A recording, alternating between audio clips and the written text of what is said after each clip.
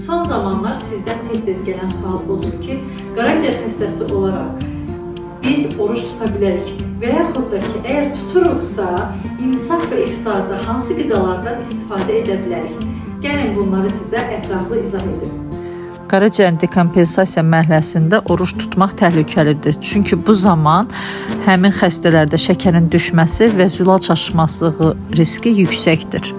Kəskin virus hepatitləri zamanı oruç tutmaq olmaz. Çünki iltihab zamanı orqanizm bərpası üçün davamlı enerji və maye qəbul lazımdır ki, oruç tutduğumuz zaman bu acılıq xəstəliyin gedişatını ağırlaşdıra bilər. Ümumiyyətlə, bütün xəstəliklərin kəskin dövründə oruç tutmaq olmaz.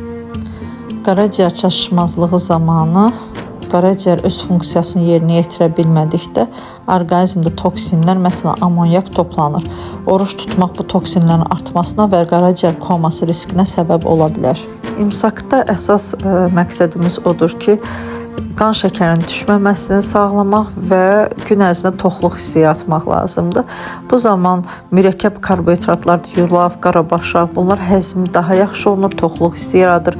Keyfiyyətli zulallar yumurta ağıdır, bişmiş, ağ, az yağlı kəsmik və az dozlu pendir. Faydalı yağlar, məsələn, çiğ qoz, badam, qaraciyər üçün Y vitamini mənbəyidir. Uzaq dururuq həddindən artıq duzlu pendirlər, kalabasa, sasika, çox şirin çay və şirniyyatlardan. İftarı təbii ki, xurma və otaq temperaturunda olan su ilə açırıq. Çünki uzun müddət aclıq olduğu üçün qaraciyərə çox yükləmək olmaz. Bundan sonra müxtəlif şorabalarla iftarı davam edirik.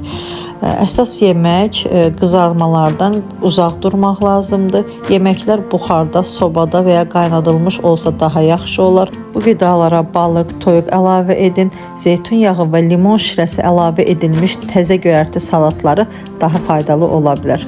Allah orucunuzu qəbul etsin.